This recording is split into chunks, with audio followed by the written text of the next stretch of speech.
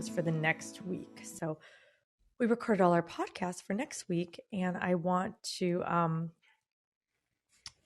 anyway, we came up with some good topic that we thought it would be kind of fun to continue this discussion, not just amongst ourselves, the two of us, but open it up to the planet here and talk about on today's Clubhouse. So it's basically blind offer campaign competition. So just to give you an idea. So a little background on us, anyone just joining in who doesn't know who we are. I'm Jill DeWitt. I'm here with my partner, Stephen Jack Vitala. We are Land Academy, or we are also House Academy, because this is not the only thing that we do. But our main focus and the properties that I love the most is buying and selling rural vacant land. We do it very differently, I think, than the planet. Word's getting out now. I'm sure now that we're 7 years into Land Academy, people are catching on, and it's working out for them too, which is great because we do things a little bit different. But and it works for us. We've got, 16,000 transactions combined under our belts. And I know that's a lot. And we are here happily sharing our business model and answering questions and helping other people do the same thing we do, all in the effort to give back. That's what Clubhouse, I think, is here for. It's all free information, which is great. And do some deals with partners. And every time we get in these environments and we talk and we share, we have people that want to work with us. I'm like, that's great. This is the best thing ever. So do you want to add to that, Jack? Sure. This whole topic, probably the last 2 or 3 weeks about competition, mailer competition, just as a background, Jill and I have built a career and now we share it with others on sending out blind offer campaigns, direct mail in the mail for people's rural vacant land or really any type of property. We're doing it now with mobile homes also, and we have done it in different markets in the past for houses, although that's kind of on pause because the markets are a little too hot for our taste. But there's always running in the background a couple of people who have a lot to say about competition, meaning there's more than one person sending out blind offers to landowners in a market at the same time. And so I've always chuckled about it, but now I've chosen to be a little bit loud about it because it just cracks me up. I would love for someone, the next person who says, yeah, well, this landowner got 2 offers. I would love for them to take a look around and show me a business where there's just no competition at all. Right. And so, the easiest and simplest example is real estate agents. Think about, there's thousands in an urban market, thousands of people, thousands of licensed real estate agents going after a very finite number of potential listings to get listings in a market. And the person that wins has the most dynamic personality. It's always 1 or 2 or 3 really thriving brokerages in a market. And then there's like 50 or 60 or 70 brokerages, but 2 or 3 or 4 of them thrive. So that's the whole, the whole point there. If you're good at it and you're the best in the market, then you're going to do well. So this whole notion of competition, we've never felt it. And we just had the advanced member closed call, Land Academy call a couple of days ago. And there are a couple of people in there that, for every one person that says, yeah, I used to get 32% return on my mailer and I'm only getting 31% now. I guess the party's over. There's 4 people that step in and say, I don't get it because we're buying 10 properties a week. Exactly. What was the one that we just did to the question that we answered? It came out at our Discord group, our closed Discord group. The guy that said they've done 65 properties and how much mail they sent out. And I'm like, this is awesome. In a year. Yeah. Exactly. I think since last July, so not even in a year. And they're like, right. Now we have a system. We want to ramp this up even more. If you want to partner with us, we can handle it, bring it. I love it. It's so funny. Hi, Aaron. Nice to see you here. Just a little note. I wanted to say too, like every time someone brings up blind offer campaign competition or something, it cracks me up because There are 3 easy things. This is what I talked about on the podcast for next week. That solves it. Period. 1, answer the flippin' phone. I can tell you, how many times I'm getting deals because people are, I answer the phone. I know it. They call me, I answer. I win them over. I'm gonna kind of go through my list real quick here, and we can talk more about this. I'd love to hear what everybody else to say too. It's too easy to win these people over and get them on your side. Have a little conversation with them, about them, what's going on, why they're selling the property, whatever. You can do this. Anybody can, and then act fast. I was just thinking today. Some people they spend too much time. We all know time kills deals, and you get a good deal coming back. And if you spend too much time thinking about it and making a decision, you could lose it, period. So my answer is, throw it in escrow and then figure it out. Like do your few minutes of due diligence, like, or 20 minutes or an hour, whatever it is for you. For us, it's like 5 minutes. And we can kind of tell, like, oh yeah, this is going to be good, or, whatever it is. Throw it in escrow, get the ball rolling. And then you could still decide if you have to. You could still make changes if you have to. But if I'm at that point too, I've got a really good feeling about it. I'm gonna throw it in escrow, and then so I've got the deal locked in. No one's going anywhere. My seller feels great. Things are moving. I'm just like I told him, hey, I definitely want it. Let's start the ball rolling right now. And then I'm trying to find something wrong with it. And then it's the best place to be in, I tell you. Hey Ray, how are you? You should be able to unmute if you want to and chat with. I think you are unmuted. So maybe we don't have audio on you, Ray. FYI. Do you have me, Jack? Yeah, I can hear you Okay. very well. Can you continue on, Joe, with some of the stories that you were telling on the podcast that we recorded about? Jill and I obviously own a ton of property at any given time, and so we get Mm-hmm. offers, blind offers from other people. And Mm-hmm. can you tell that story about the couple? There's a couple properties right now where you signed it and sent it back. Mm-hmm. 2 in particular. It's kind of funny. I had 2 that one we just bought so cheap. This is years ago. Bought so cheap, and it was just still sitting in our inventory because I didn't want to. I was just kind of being lazy because it wasn't really worth my time, kind of thing. It's not enough money that an agent's going to get excited about it. So I'm like, all right, we just got to figure this out at some point. Um, and then some of these we throw in our garage sale that we give to. We sell to our members. Let them just bid on it. Whatever the winning bid is you get it, and go for it. You make it great, kind of thing. And then I had another one that I think it kind of fell through the cracks. But anyway, I had these 2 offers come in, and I've had these properties for a while. And if like we know, we've been in the land business for years, decades, really. We have had prices keep inching up too. So I got these 2 offers. I'm like, these are actually not bad offers, and I can just get these off my plate, done, done, and done. So I signed them and sent them back. One couple who is a land academy couple. I'm like, what are you doing? Like, I wrote them a nice, funny note. I emailed them, right? And I signed it, scanned it, sent it back. And I'm like, waiting to hear from them. And all I got was an automated email response saying, due to the heavy response or whatever it is of our what we got going on right now, we're a little bit delayed, and that was probably 10 days ago. I'm like, are you kidding? You guys are missing the boat. How many other sellers are you dropping because you can't even email them back? And then another one was somebody that's not a land academy person. I think he is strategically, it might have been a handwritten thing, not kidding, Stephen, that I got, Mm-hmm. that he's just kind of buying property in this area. I'm like, huh, all right. So, and I had 2 parcels there. And I'm like, yeah, okay, let's see what we can do here. And he responded to me initially. We had a little conversation. We talked about price. I agreed on a price, and now he's gone dark. I'm like, and you are going to lose me too. Yeah. I'm like, what is Yeah. wrong with Exactly. these? So if you think there's competition, I'm here to tell you there's not, is from what I'm saying right now. And especially if you do what I said, answer your phone, reply to your email, have a conversation with them, get them to want to sell to you. Just, and it doesn't take much.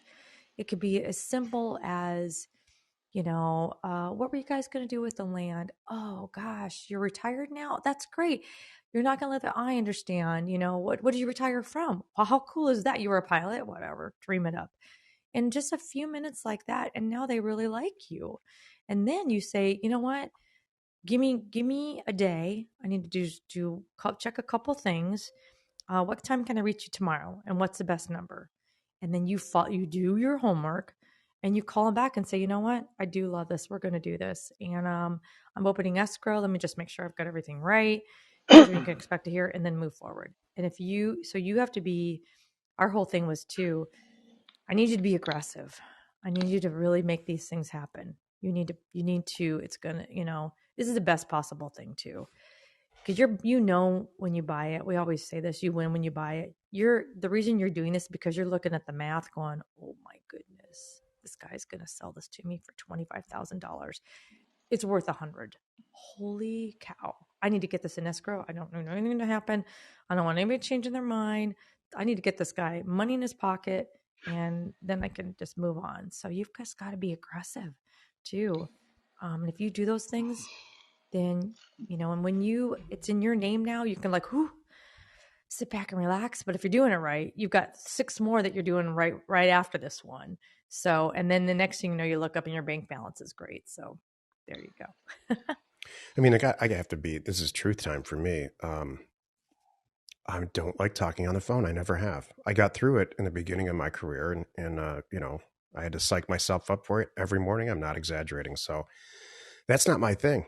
I'm more the data person, but I fully realized that when Jill and I joined forces. So if you are not interested in returning phone calls like a maniac and having a massive dynamic personality on the phone to the point where the seller's got, in crazy extreme cases, 3 or 4 offers they're staring at because they've collected them over the years. Right. But he or she likes you the most. Yeah. Then they're going to call you back. It might even be for less money. So that's really, you need to find a partner, a business partner, or an employee that just loves to be on the phone. And if somebody said there's people in this world who love to be on the phone, like to me, I don't know, 10 or 12 years ago, I would have said you're off your rocker. They're just lying to you. That's just all they know how to do. They're probably pretty bad at math. And that's just not the case at all. Jill truly has a person that Jill's extremely good at everything. She's a pilot. She's good at a ton of technical type stuff, better than me in most of it. She just really likes to be on the phone. Thank you. I appreciate that. Hey, Eloy, how are you? Hey guys, Hi. quick question. Sure. What kind of response do you give people after they reach back out and they're trying to use other people's offers? Let's say it's in a very hot market like in Florida. They're trying to use other people's offers to leverage to increase your offers. The thing I've been doing, and I haven't been really seeing a lot of success. I always ask them, okay, sure, can you send me a copy of the other offers? And most of the time, they never want to reach out again, Mm-hmm. because I always say, let's match it. Let's see if we could do it. Or the offer's not even really viable anymore. The people never really reach back out, you know. So Exactly. how do This I manage that in very, very, very competitive markets? excellent question. So number one, I will not get in a bidding war. I'm not going to sit here and go back and forth and back and forth. So I made them an offer. So they're calling me saying, "Hey, just so you know, Jill, got your offer for $26,000. I have another one I'm staring at right now." Like, all right. Well, what is your new number then? Like, I'm just kind of like, I kind of don't really talk too much about that. I mean, I will, but it's like I don't want to get in a thing. It's like, all right, so $26,000 is not going to do it. We're obviously talking. You're talking to me right now for a reason. So, what is it going to take to get this deal done? Because that's really the point of it. And if they say 32, all right, let me see if I can make 32 work. If I can, I get back to you tomorrow before noon, whatever it is, kind of thing. And then get their commitment, and maybe even say, "Will you sign that? By the way, while I'm doing my homework." This is a good thing too. Get a little buy-in from them. Ask them to You've got my purchase agreement in your hand. Would you please cross off 26,000, write down 32, take a picture of it, scan it, whatever, get it to me. I'm going to call you by noon tomorrow. If I can make 32, then I have what I need and we're ready to go. And I will open escrow tomorrow. Done. And now I go back and try to see if I can make 32 work. And you know what? And depending on, like the numbers what if I'm buying for 25 and he says 32 because I know I can sell it for, 65, 70, 80 because it's worth more than that. I can make 32 work. I have no trouble with that. And then sometimes too, you're right. Things, Eloy, they work themselves out. Like I'll never forget this one. I bought this property in Tennessee for $5,000. This is totally exactly the situation. He calls me back. He's like, I got an offer for 25. I'm like, well, you know what? You should take it. Because I knew 25 was too much. And I said, then, we shouldn't even, like you should take 25. I said, man, I could come up a little bit off my 5, but 25, no way. And, but I said, I hate to tell you, you and I have been talking. So, there's a chance that this 25 guy is not going to be 25 after he does his homework here in a little bit. And so it was like a couple days of us, a little bit back and forth. And I finally told him, it wasn't even that, maybe 2 conversations, I should say. And the second one was, look, I've already done all my homework, all my due diligence. I am ready to write you a check and I can overnight it and have it with a notary at your doorstep tomorrow, 5. Or you can hang out still and wait and see if this 25 is real, if they still want to spend 25, whatever it was. And he said, let me sleep on it. And I'm not kidding, Eloy. He called me the next day and said, I'll take your 5. Because I think that's what happened too. I think that guy with the 25, I think he was, I think he overdid it and figured it out. And, or it could be these other things where the guy just didn't act. I don't know. So does that help you? Yeah, and I have one quick follow up on that. And Sure. another problem I'm seeing is I do lots sometimes in Southwest Florida, Mm-hmm. and I wholesale them to builders and different kinds of buyers. Mm-hmm. Um, because people get inundated by offers. I've already had 3 this year that the sellers refused to sign the deed off after it went on escrow, and I keep up with them too. I reach out to them at least once a week to make sure they go through the finish line, and if there's any problems like uh, a divorce decree or a deed, I mean, death certificate from a spouse or something, I help them through that process Mm-hmm. because they get inundated by so much offers they don't want to sign sometimes. How do I, without taking any kind of legal action, how do I prevent that in the future? So you did have a signed purchase agreement because you needed that to open escrow. So you do have that, right? Yeah, yes, Okay. yes. Okay. So you're saying at the 9th hour, or whatever it is, they back out kind of thing? Or they just go completely ghost on me and the title company. I'll use like different phone numbers to try to reach out to them. They'll pick up and then they'll like hear my voice and try to hang up, like different things like that. Um, Yeah. so I've been seeing it. I never had this problem before, and it already happened to me 3 times, and I think it might happen to me the fourth. Before taking any kind of like legal action or anything, how do I make sure this doesn't happen in the future, like to prevent it before happening? That's where I really I do 2 things. One, I really try to um, befriend them a lot Yep. in the beginning and let them know that I'm That's here the to help answer. them. And I tell them like, yeah, because I've had these, like, they get scared sometimes too. Sometimes escrow scares the crap out of people. Like, I need all this Hmm. stuff and and they don't know what these forms are and they're just inundated.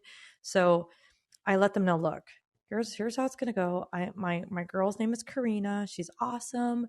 I've done many transactions with her. Slash, however, sometimes she talks in another language and you are not nuts. So please, we're doing the deal together. Feel free to call me. I will walk you through anything, whatever it is. Let me know. And then number 2, I do check in with them 2 or 3 times a week. Not kidding. Just to make sure we're on the same page. And if they have any concerns, I'm right there. I'm their bud. I'm like, and I also kind of like keep dangling the carrot, like, okay, here's the deal. Here's where we stand. Did you get that form? Great. Do you have anything? I check with title. I do a couple things. I babysit title. This is some of the hard work, and you're right, Eloy. It's not nuts. And this is why I have a team with transaction coordinators that have to manage these through. You can't just throw them in escrow and walk away. You're right. Even once a week's not enough right now. So a couple times with the escrow agents and a couple times a week with the sellers to make sure everything's moving. And if I can push it through faster, oh, you better believe I do. And I keep telling them, like, okay, the money's set aside. What do you even talk about? It may sound silly, like, what are you guys doing? This is going to be a big, nice chunk of change. Are you paying off your house now? Are you guys taking a cruise? What are you guys going to do? Get them thinking about that money that's coming their way. Jack, you had something you want to add? Jill spends, I can't express this enough. So every time we talk about buying and selling land, it inevitably becomes technical. And I can tell you, Eloy, you're bringing it back to a technical. What do I do? What you're saying is, what do I do? And then here's the situation. Jill and I joined forces about 12 or 13 years ago. And I remember when we started doing this full time, when she started doing it full time and we were working in an office together, like within an earshot of each other. After about a week of working with her, I walked into her office and said, how are you getting anything done horsing around on the phone like this all day? I thought she was talking to her high school girlfriends. Mm-hmm. I can't express this enough. She'll spend 2 hours on the phone with the seller, maybe not 2 hours, but whatever, half hour, 45 minutes, asking them, about their dogs. And so when something does go sideways in a real estate deal, and it always does, or people get second thoughts, or the real estate agent tries to talk them out of it, or the brother-in-law wants to buy the property, or all that, she's developed a relationship with the seller, and she's developed their trust. If not for any other reason, it's just the amount of time that she's been talking to them on the phone. They don't want to disappoint her. It's that level of a relationship. So I can't stress this enough. If somebody told me this before I worked with Jill, I would have said, you're just out of your mind. It's all technical stuff. It's all pricing. You got to get the right number of offers out there. You got to, and make sure you get the right escrow agent, and on and on and on. The fact is, the sad fact for me, a lot of people know this already. The fact is, this is a people business, and you have to really wow them. Mm-hmm. Thank you. Yeah, thanks, guys. I feel like I've been doing a lot of stuff, but maybe I just need to. I think I've done a lot of things y'all said, but I think I just need to maybe touch base with them more than once a week. Yeah, it's getting very, very. I never had that problem before, that the seller back out like in a wholesale deal. Usually, sometimes the buyer backs out and have to scramble, but this is becoming a new trend for me. I don't want to sound like a broken record here, but sending out a lot more mail would solve this too. Mm-hmm. Exactly. Solve every problem, really. Yep, exactly. And it's you're right, Jack. You're really, even some of the calls, Eloy, I'm calling to say, I got nothing to report. So how was that dinner you guys went out to the other night? You told me you were all excited to go to this new steak place. And then we have a 5-minute conversation about the steak place. And it's that kind of relationship. And it doesn't take long. It's a 5 or 10-minute call, a couple times a week like that. And then they love you. And like Jack did say, he's right. They don't want to disappoint you. I know this because I don't want to disappoint you, and it happens often. Thank you very much. That's really cool. I love it. Oh my goodness. Hey, Melody, how are you? Hi, I'm doing well. Thank you. How are you guys doing? Great. Okay. Great. You're awesome. So yeah, thank you so much for taking the time to do these clubhouses. They're very beneficial, and thank you so much. I just wanted to ask you guys, I've been doing land flipping for about a year now, and I'm starting to really understand particular areas within the state and have a buyer's list. And I'm coming across deals where there's an easy $10,000, but it's not really doubling my money or tripling. And I'm having a hard time, I don't really want to purchase them, especially right now. Things seem to be a little bit uncertain with mortgage rates and everything. So do you guys ever assign deals, or like, it feels weird to leave $10,000 kind of on the table, but like I'm just trying to think of a creative way of maybe keeping them. So what's the buy and sell? So buy for 30, sell for 40? Or what do you? Yeah, so like buy for 30, sell for 50, or sell for 45. What's wrong with that? Yeah, I would I close on know. I would close on the deal. Yeah, I do that. Okay. Melody's like, it's becoming beneath me. That's I not enough money for me. I hear it. That's good. Good job. I I would know. find I would, even if you need Yeah. to do a partnership with somebody, Yeah. I would still buy it. You would? Okay. Yeah. Yeah. Yeah, I'm Although just I will say this: $10,000 is kind of the universal standard for wholesaling not closing on it, but just optioning it out. And so, yeah. if you have the right buyer that understands all this right from the beginning, and you have it all in writing, we have a deal. I'm on the recipient side of this for properties in one state where we have a person in our group. They don't want to make tons and tons of money. Every deal that they comes in, they give it to me. They send it to me personally. I look at it and I say, I'll take this deal completely over and I'll pay you $10,000 out of escrow when we buy it. So if you could develop a great relationship, you said you have a buyer's list with maybe one or two Yeah. people that you trust and you've sold them property in the past. I don't think there's anything wrong with that. I wouldn't open escrow as you. In that case, I would turn it over to them and have them buy it for some number and then pay you. Yeah. Well, I mean, I have the signed contract from the seller for it. But I gave it a 90-day escrow Oh, because I'm like, so okay, this is even better. So what This I would is do then great. is I would go to your buyer or buyers and say, who wants this for 40,000 or whatever? It's 10,000 more than you paid, or 15,000, or that you have a contract for. And then I would just assign it right to them, and I would say they're going to buy it. okay. All And right. so to the escrow agent and to the seller, it's not. I'm not a fan of this. Right. But the Yeah. fact is, you identified this as working for you in this market. So I agree with Yeah. you. It'd be crazy to just leave the money on the table. Yeah. Mm-hmm. Yeah. It's like these deals where you know that there's like easy money, but like you're also not doubling your money. And I don't know. It's kind of a gray area. Melody's getting a So little let me jaded think here this with her through. profits. This is great. What if you have Well, the you sell Anything guys, side? happens. I mean, it's part of what you guys put out there on all your content. It's amazing. Next week, I have 2 escrows closing, one buying and one selling, and a lot of it is with all the content you guys provide. So thank you. You're welcome. It's I'm great to hear. so Thank you. happy. You're That's so welcome. good. What's someone closing there? Like what'd you buy for? What you're selling for? So the one that I'm selling, I bought it for 6,800, and I'm selling for 22. Nice. Yeah, and the one I'm buying for 13, but probably like actually more like 14 because they have some back taxes, Mm-hmm. and it's probably going to sell for 40. Nice. Yeah, fingers crossed. I So love those numbers. Isn't that great? it's You, ah, it's it's awesome. it's great. You could do one deal a month and not work that hard, and be like, "This is great." Now, what beach do I want to be on next month? Exactly.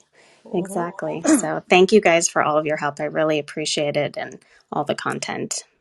you You're are welcome. so welcome. Thank you. Hey, Thanks. Ray, did it work? Hopefully you can unmute, and talk. Can you hear me? Yay, we Yeah. got you, Ray. Yes. Oh, okay. So first, I want to say hello to the king and queen of the land industry. Thank you. And for those that may be on the call, I just want to say that you guys are solely the reason why we are doing much better these days. I remember when we first got involved, we booked you guys for a call because we just couldn't figure things out. And I remember that call like yesterday, and you said, "Well, you guys have deals here. We just didn't know it." And we found 3 deals over the phone. And these days, just things are just working a lot better. In fact, tomorrow we have 2 closings. Tomorrow with a bunch of mail out and a bunch of things at escrow, and I couldn't be more thrilled. And I still feel like I'm brand new. More importantly, that's what's exciting about it to me. That I still feel like I'm just scratching the tip of the surface, and there's a lot more to go. That's great. It's great news. I'm glad it worked for you. I remember talking to you actually. Mm-hmm. Yeah, this Uh, mailer didn't work. I'm like, what the heck? What do you mean this mailer didn't work? What about this and this? we were so green that you don't know what you don't know. I mean, I think Oh, we were on the Thursday calls pretty much, and I don't know what podcast it is you guys are on, podcast 2000 and I mean 200,000. So yeah. one of the podcasts, I know Steve said first thing that you should probably do is get in and study the content. And maybe if we would have got in and studied the content first, because we didn't do that, maybe we would have recognized those deals on our first mailer. But it needed to happen Mm-hmm. for us to grow, and it did happen. And I don't let anything slip through the cracks. And these days, if it's a deal, I'm all over it. Great. I am That's so And excellent. I glad. wanted to make a comment on what Jack had said about um, competition being some people may think there's competition. Well, from our experience, we were working in one county, and we had a partner of ours who actually funded quite a few of our deals in the area because he knows the area really well. He was working the same county, and we went in before him at a higher price, and we got 0 deals. He went in after us at a lower price and got 4 smoking deals.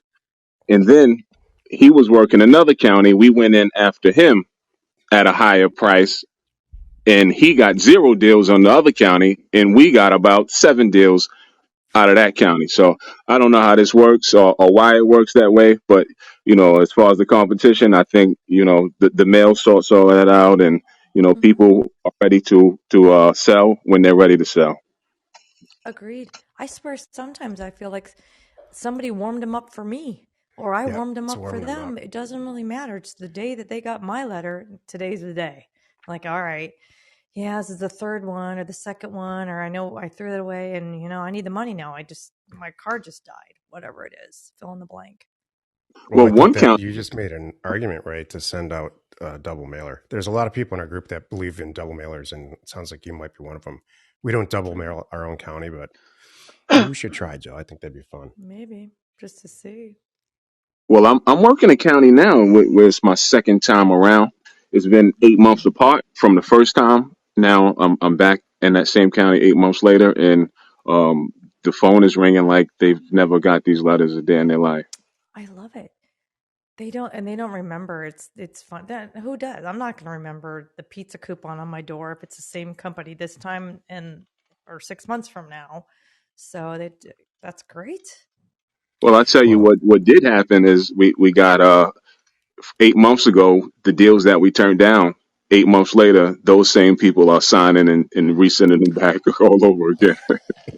Isn't that nice? I'm so glad, Ray. That's like I always tell everybody, leave that door open. You may not be agree on the price right now today, but just say, hey, just hang on to my letter, throw it in your file, tape it on the fridge. If anything changes, I'm right here. And then here they come. see, that's why Jill and I are different because I burn as many bridges as possible. Ah,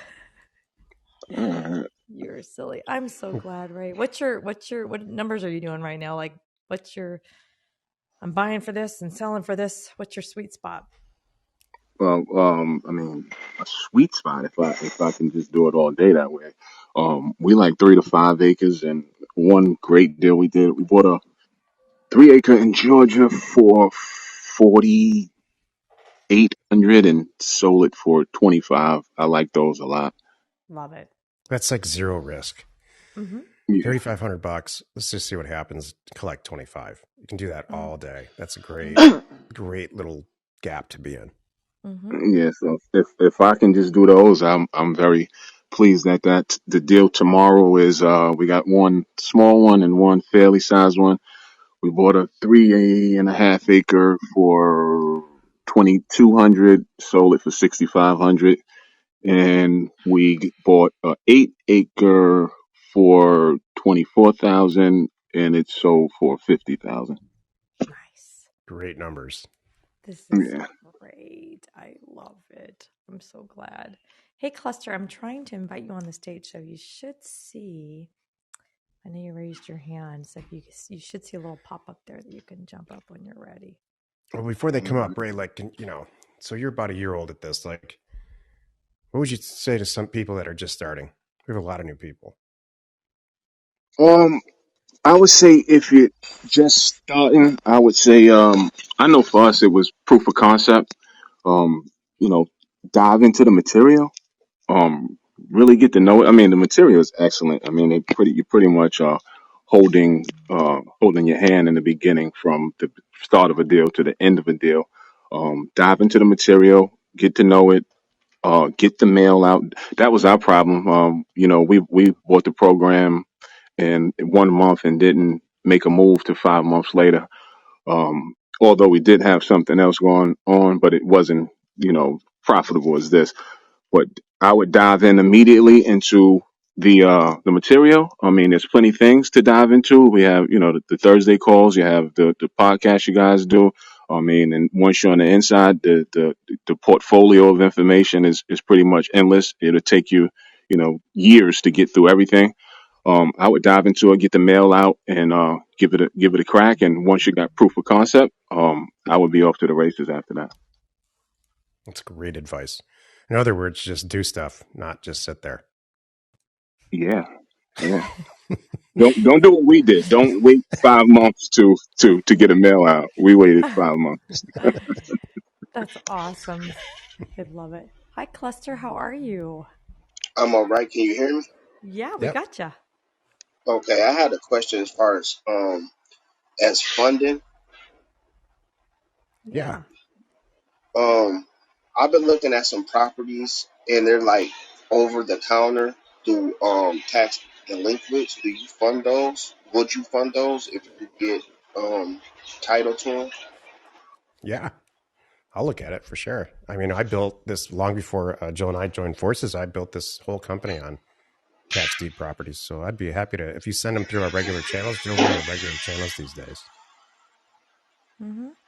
Yeah, so what that is you could either go to landfunding.com cluster and just there's a place to just put in the details there, or go to landinvestors.com. There's a place on there for deal funding and just fill it out. Put in, state, county, APN, everything you know about it, purchase price, what you think you could sell it for. Yeah, it's all kind of right there. And then we'll take a look at it and see. Okay, We because they're not. I only wanted to ask that because I know you guys usually like go direct to seller, and this would actually be dealing with the county. mhm. It's Here's a, the hey, bottom line. if I it's was a going to say, great deal, who cares where it came from? that's what I was just going to say. Cluster, no good deal is going to go to waste on our watch, There you go. regardless of where it came from. So, right there. Yep. I foreclosed on a tax lien. This is a ton of years ago. And it was all cut up into 40-acre adjacent properties in a relatively urban area. I bought the whole thing for $27,000, and I sold the 40s off individually on eBay for, geez, I made probably a couple $1 million on it. So No, I don't care if it's tax liens. We have to foreclose on it. We have to go get title insurance through tax title services. I don't care where it comes from. So because only reason why I asked that because I know doing it that way it could be a little bit more timely. If there's That's $100,000 of profit margin in it, and tax title services will, which they will, give us title insurance, and it takes 6 or 8 months to do the whole thing, we're in. mm-hmm. Okay, thank you so much. Yeah, you got it. Well, Corey. Hey, Corey, how are you? Hello, Jill. Hello, Steve. Hi. Hi. Uh, thank you guys for all the information and the knowledge that you share. I had a quick question. So I've been in real estate for a number of years, and I recently, well, about a year and a half, 2 years ago, got into the land flipping business. Um, and what I'm coming across now is like probate situations or like airship situations. And initially I was just kind of walking away from them, but then like I started learning more about it. I got with a good title company, walked me through the process a couple of times. So now I'm like really familiar with the process. And my question is, like, when you guys run into like a seller that has a airship or probate situation, and like you're able, so I'm at the point now where I'm kind of able to solve the puzzle myself, in terms of the airship questionnaires and getting the airship affidavits drawn up. Like, how do you handle that? Um, like, do you guys do y'all do that at all yourself, or do you do that with an attorney? And also, like for myself, if I'm doing it myself, even though I know I'm going to make a profit on the deal, like should I be charging the sellers for that, or should that just be something that I do? Jack, do you want to go first? I'll tell you, it all depends because we obviously come across this stuff all the time. Do we ever charge for it? No, but I'll tell you, there's got to be when there's a lot of crap to do in a deal, and sometimes there is. You have to decide how much profit potential, a realistic profit you're going to make, and how much stuff you want to do. I would personally, at this point in our career, and I'm sure Jill will agree with this, we wouldn't do this stuff ourselves. There has to be enough profit margin so that we can go get an attorney, spend $1,000 or $3,000 to get the thing done right and get it recorded properly, and to make sure that you actually own it when the deal's done, and so they can move forward. I have to say, on a super positive note, when deals like this have these little caveats, it scares a lot of other people away. So if you're willing to do some of this legal work and work on the deal and get through it, and you get along with the seller, and the seller's actually appreciative and not mad at you for doing it, it can be a great little niche. I was going to say the same thing. Ding, ding. Because now you've done one. There's Yeah. some states that are easy to undo this stuff, and some states are very difficult. So if you've got a state that you're working in or an area that you understand it and you build a little team, like you can call your guy and say, well, I got another one. Here we go. Same thing. Husband died. Here's the wife. Here's the situation. Da, da, da. I know it's going to be about 3 weeks again, right? Yeah. Okay, great. This is awesome because, yeah, a lot of people are going to walk away. And I think that's great. And you are really helping them. I Then think you can that's start to seek these issues out. I mean, no one talks about it for some reason on the air as much as they used to, but there's a probate office in every county, and they have, all kinds of assets that are in, people have recently passed away. And so we've never done anything like this, but there are ambulance chaser types real estate investors out there that are seek affidavit type properties like that out, make it a specialization. So I'm not advocating that at all. I'm just saying there's legal fix it type properties out there. People do it with access all the time, where property just doesn't have access, but they know how to specialize in getting legal access.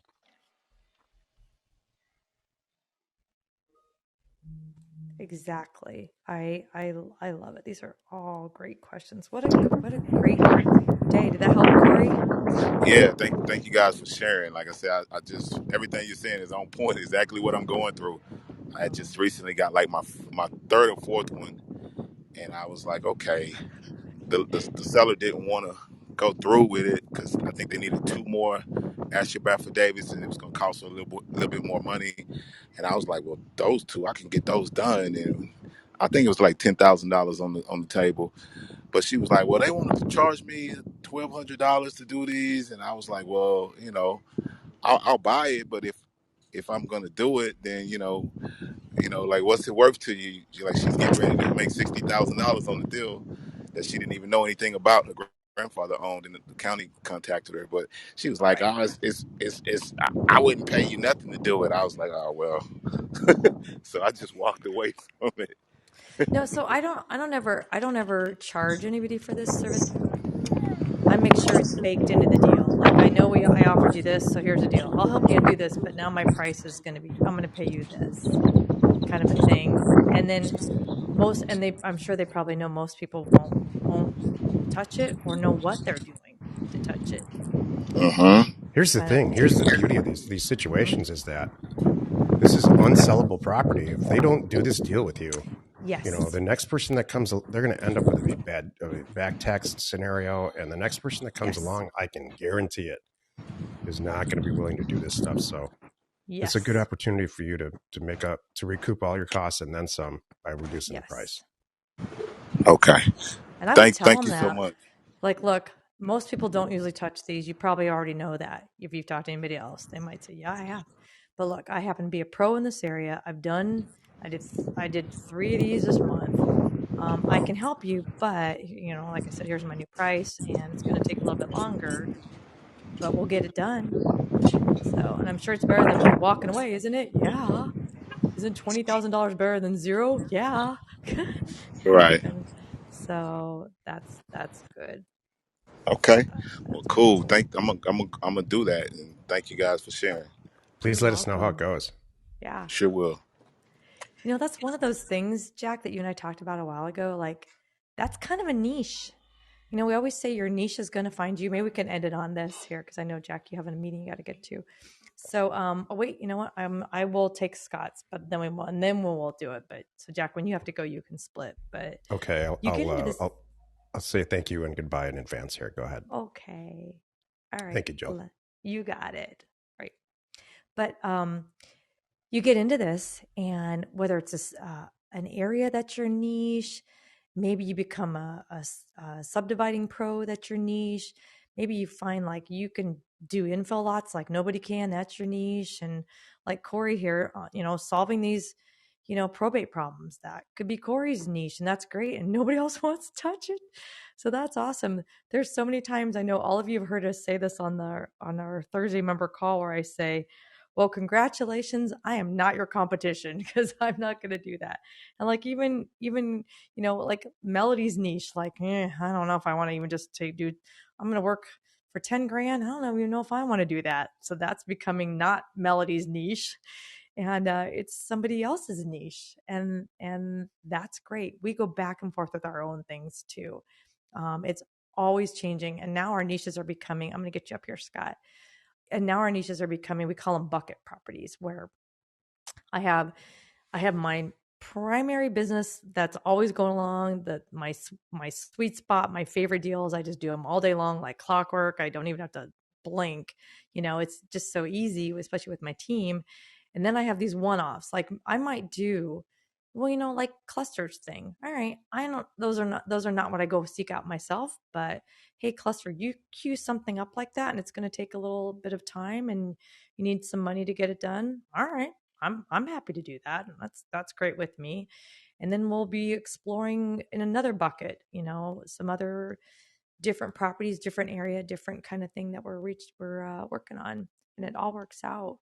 Hey Scott, how are you? You should be able to talk. So you are unmuted if your mic is working. I wonder if it's not me today. I wonder if it's Clubhouse. Because if you're not able to speak up, Scott, it may not be you. Because we had this a little bit earlier with Ray. may not be working. So why I'm gonna give Scott a minute here, see if he can do it. Anyone who's here with us right now and said, what the heck are you guys talking about this Thursday call? Today's Thursday. What? Yes. In an hour and 9 minutes from now, we hold our regular Land Academy closed video Zoom live member call. And it is so much flippin' fun. We usually go at least an hour and a half. And if you've never done this, we would love for you to have it. You are welcome to join us and jump in the room, see what kind of deals we're talking about. Jack and I are right there on the screen, and you can ask us questions. We look at properties and we do all like screenshots and here's why I like this property. Here's why I don't like this property. You guys see what's going on right on the back of it here. Here's the slope, whatever it is. And then we look, here's the numbers. Here's why I think you priced it too high, or here's why I think you could ask even more when you sell it, fill in the blank, all that kind of stuff. Any kind of questions we have about deals or just doing our normal business, kind of this next level. You're welcome to join us. Just send a note to support@landacademy.com and my team will hook you up. They'll reply back and get you the Zoom link so you can log into our call happening here in an hour and 8 minutes. I'm going to say, hey, Scott, can you do it? I'm going to guess no. Okay, shucks. All right, Scott. Well, tell you what, reach out. Whatever question you do have, Scott, I'm sorry we couldn't get you, but you could reach out to us, support@landacademy.com, and my team will get it to us. Or if he wants to use that email, if you want to be on our call today. And I'm gonna wrap it up here. This has been another awesome chat. I appreciate every one of you, and I appreciate Clubhouse for this environment. This is so much fun for us because when we do our podcast, it's just us, and I don't get to have the live questions. So, man, when Clubhouse came around, this was just like a savior to us. I really love this. So, we're here the first and third Thursday of every month at 12 o'clock Pacific time. I'm going to sign off, get ready for our member call, and I hope you all have a great Cinco de Mayo.